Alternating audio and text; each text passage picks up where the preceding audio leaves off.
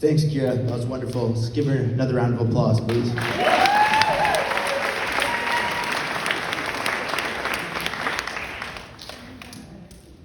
Look, everybody, look.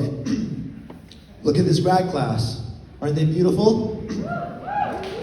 Don't they look beautiful and strong? Don't they look happy?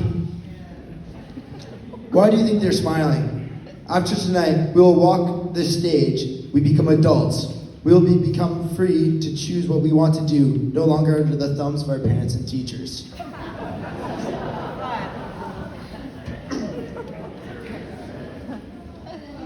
Look around. I see parents around here smiling. Why are you smiling?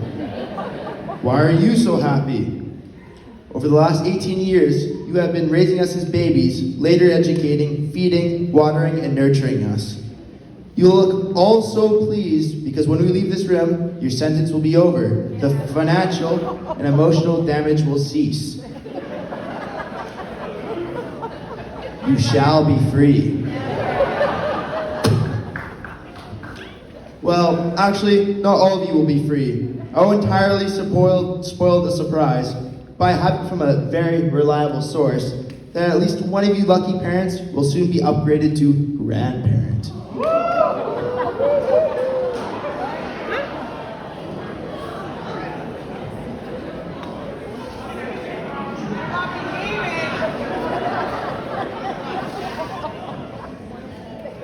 In the 1960s, the esteemed Dr. Timothy Leary famously said, "Turn in, tune in, and drop out."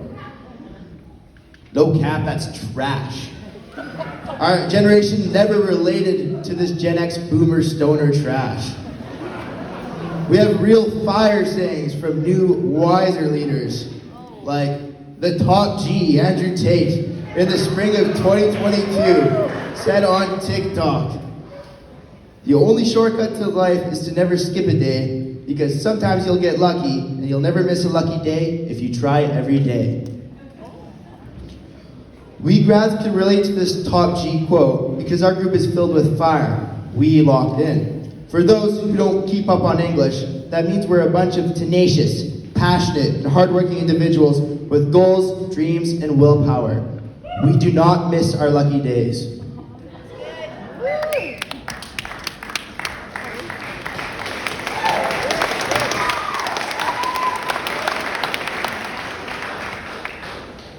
The path ahead is not easy. There are major obstacles ahead of us. We must do useful things with our lives. We have to get our foot in the door before we get left behind, before we are made useless. Some might say, "Sacha, don't people just have intrinsic usefulness and value for just being?" And to that I would say, I couldn't agree more.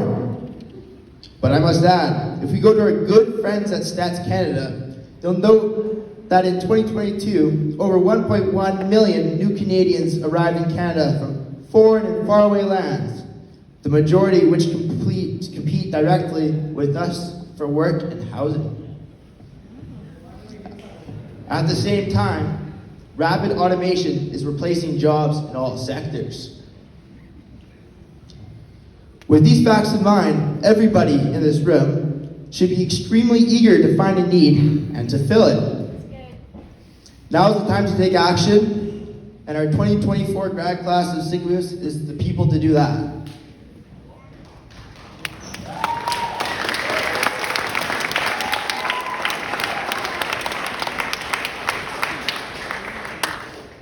To make ourselves useful, we must gain valuable skill sets. Well, I have good news for you all. This grad class sitting right behind me is doing just that. We have future carpenters, welders, nurses, artists, copywriters, entrepreneurs, and future oil field workers. In contrast, there are things I'll put in the useless category that I'm sure nobody in my grad class plans to do. Such things as retail, fast food, finance, excessive media consumption, video game lifestyle addicts, internet influencers, and drug abusers. Now, I didn't mention school teachers as useless or useful. If anyone in our grad class wants to stoop to the level of being a school teacher, I have good news for you. We've had very good ones here at this school. And some of them would be the best role models for future school teachers or for any other walk of life for that matter. I'll name a few because I have too many nice things to say about them, and if I named everybody, we'd be here all night. Miss Williams, thank you for teaching me in this class on how to be a disciplined student and trying hard to prepare us for the harsh reality of university.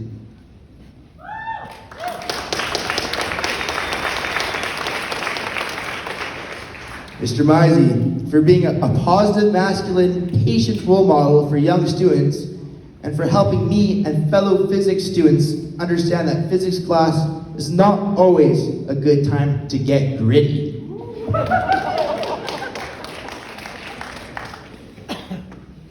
But for me, I've had my best influence from a shop teacher.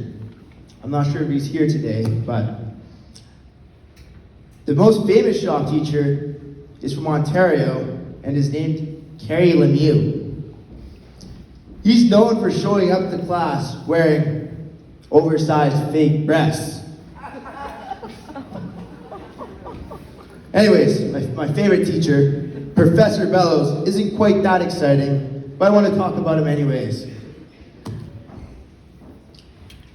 Professor Bellows is an artisan cabinet maker who leads by example. Curtis Bellows is a family man. Professor Bellows is wise. Call me arrogant, but his opinions are some of the few I actually value. For instance, he told me to keep this speech short and sweet, and after thorough consideration, I decided to keep it sweet. Oh, I forgot Mr. Rory Tabor. I'm not sure if he is here today, but he's best known for proving the stereotype of people who are in positions of power are susceptible to corruption and being unjust, as demonstrated in his disgraceful gym class referee performance.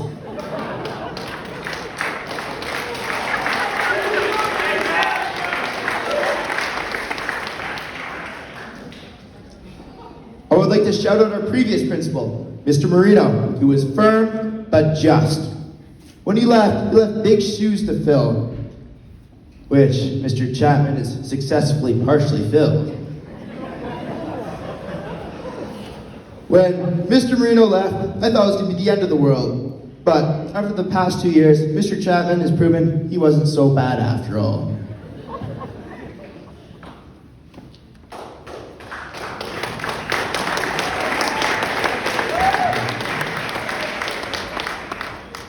Now, for a personal address directly to the grads. Grads, Jesus said, be not afraid. We have an adversary, one that I know that we are capable of overcoming. What is the adversary trying to do?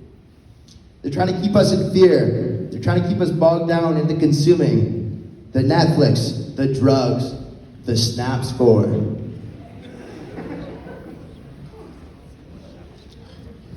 We started looking to the left, and they tried to break our will with cliche sayings and fake feelings.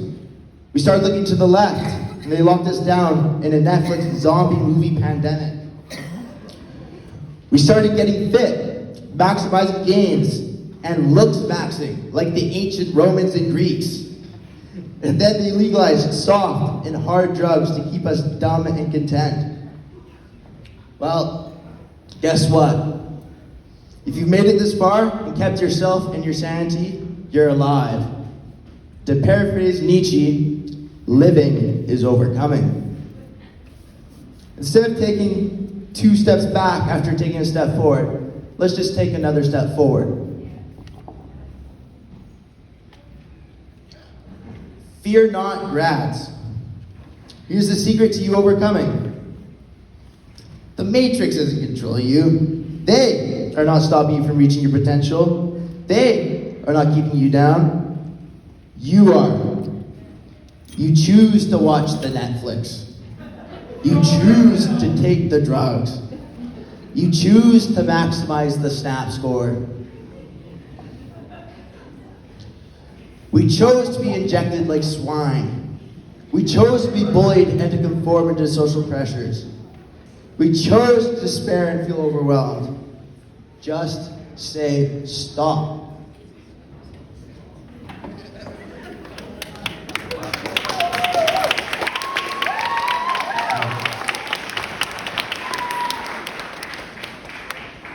Don't comply with fantasy rules and bad advice. Blaze your own trail and fear not. They can keep throwing punches, left, right, hitting from behind or blindsiding. We will get up. We will persevere. Every single one of you has a fiery spirit that is screaming, "Let me out," to consume the world with your talents, your gifts, and your wisdom. You are your most valuable asset. You are your strongest teammate. You are your biggest ally.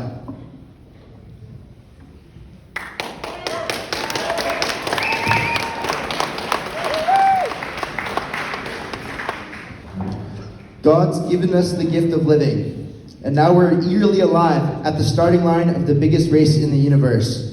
The clock is counting down, and we're about to blast off into the wild, unknown, and beautiful future. I'll close with a quote from one of the greatest intellectuals of our time, DJT. As long as we have faith in each other and trust in God, there is no goal at all beyond our reach. There is no dream too large, no task too great. The future belongs to us.